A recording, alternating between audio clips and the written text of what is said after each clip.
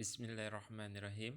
Pada kesempatan kali ini saya ingin memberikan tutorial membuat dan menjalankan skrip PHP pada perangkat Android kita.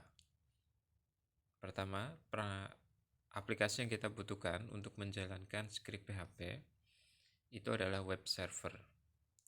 Karena PHP adalah site script programming.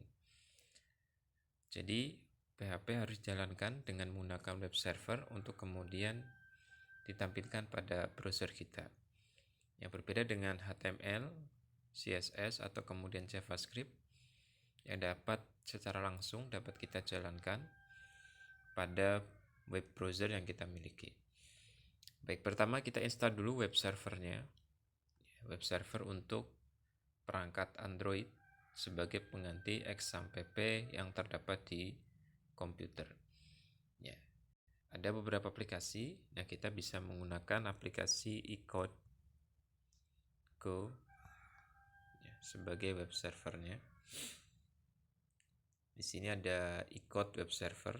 Nah, kita install saja. Ya, iCode web server ini sudah support PHP versi 7.3 yang terbaru. Ya, jadi akan sangat memudahkan juga support untuk PHP 5.6. Ya, jadi bisa kita gunakan multi PHP. Nah, setelah terinstall, kita buka aplikasinya dan pada tampilan iCode web server ini kita diminta untuk menginstal service MySQL, PHP, ya, dan yang lainnya. Nah, kita klik install saja.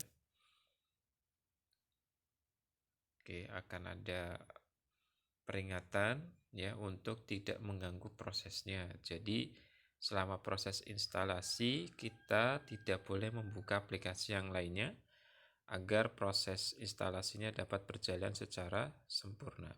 Oke, kita klik close dan kita tunggu saja sampai terinstall dengan baik.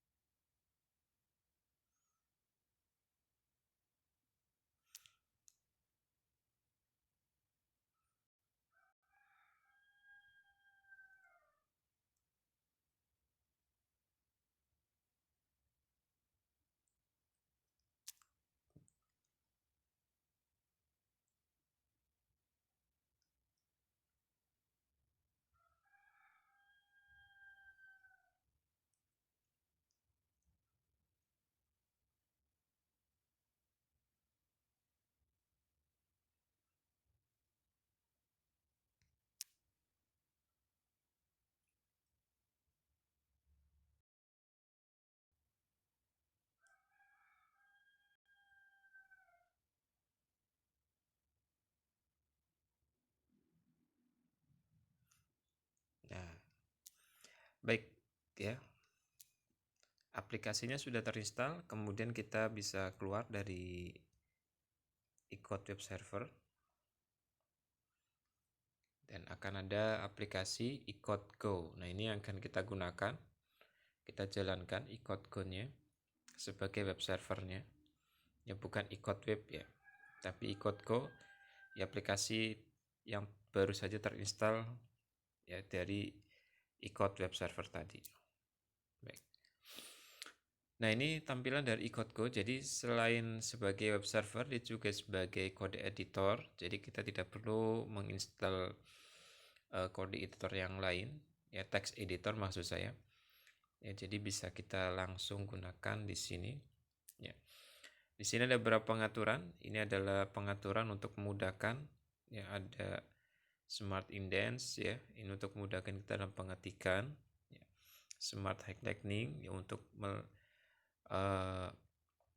menampilkan sintak-sintak ya, pada bahasa pemrograman yang kita gunakan, karena iCode Go ini juga support untuk bahasa pemrograman yang lain ya, ada C++ ya, Perl, kemudian bahasa pemrograman yang lainnya. Next ya. Oke. Nah, untuk menjalankan web server ini ya, Apache web server ini harus aktif dan juga MySQL database, tapi sebelumnya kita rubah dulu ya. PHP versinya kita gunakan yang paling baru ya 7.3. Oke. Nah, jika sudah tersetting seperti ini ya. Nah, servisnya kita jalankan saja.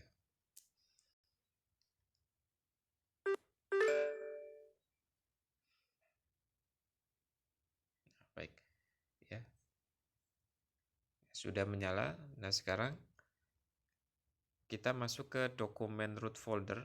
Ya, dokumen root ini adalah file yang berada di dalam root foldernya. Saya hapus saja. Oke. Nah, root folder ini berada di tempat penyimpanan foldernya icode.go, kemudian di data files dan di folder www. Ya, kita bisa mengambil filenya di file manager. Ya, kemudian internal storage ya, tempat penyimpanan ya, kemudian cari icode.go, ini icode.go, data file dan www.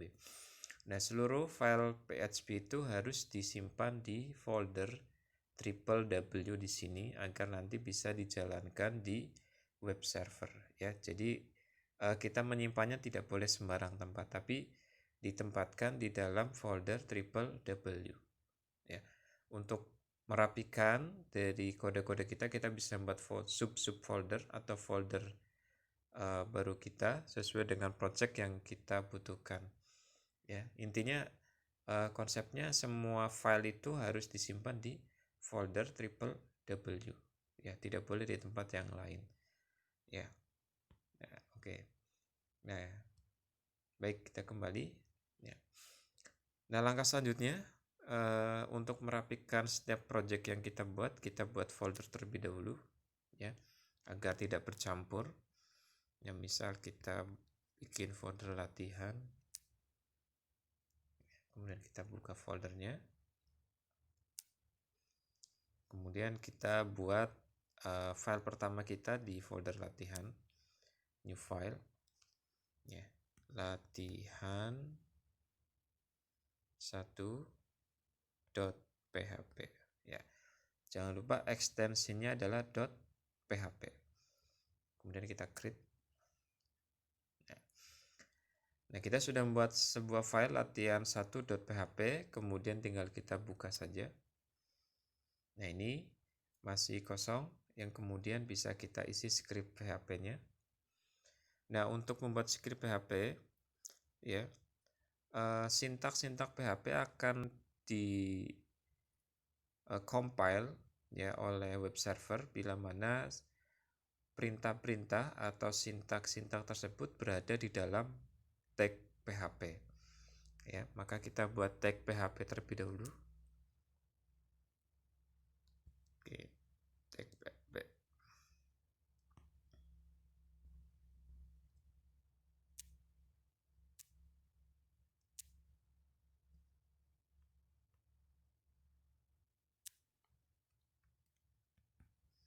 Nah, ini tag PHP namanya. Ya. Jadi setiap perintah PHP itu ya harus diawali dengan tag PHP ini sehingga akan dikompil atau dijalankan oleh web server. Nah, selanjutnya kita masukkan perintah. Nah, ini perintah dasar ya, echo.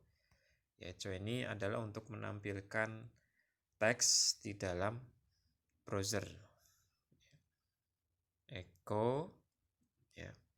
Karena kita akan menampilkan teks, maka harus diapit dengan tanda kutip 2. Ya, selamat datang.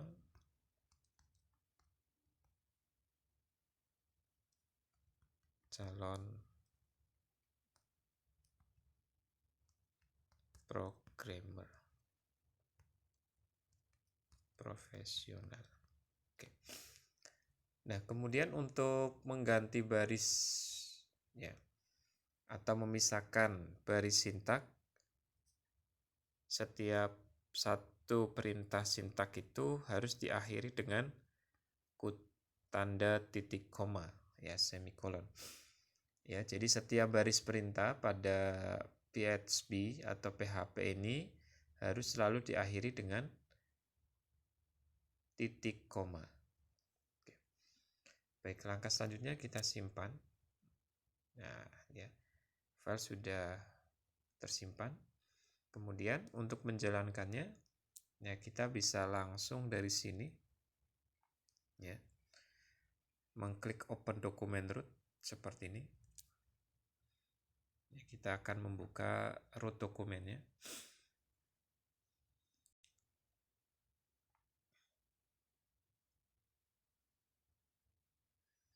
Nah, ya, maka akan dibawa ke folder www, dan di dalam folder www tadi kita memiliki folder latihan yang sudah kita buat. Kita klik dulu ya latihannya, dan di sini ada latihan 1.php. Kita klik juga untuk menjalankannya. Nah, ya, sudah muncul selamat datang calon programmer profesional. Nah, jadi seperti itu untuk menjalankan script PHP pada perangkat Android ya, sehingga kita bisa belajar PHP tanpa harus menggunakan laptop atau komputer yang kita miliki.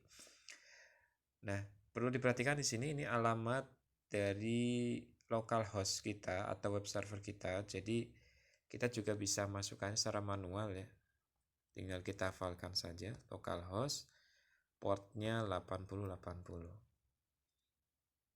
8080. Nah, ini root dari web server yang kita miliki ya. Jadi kalau ingin manual ya caranya seperti itu.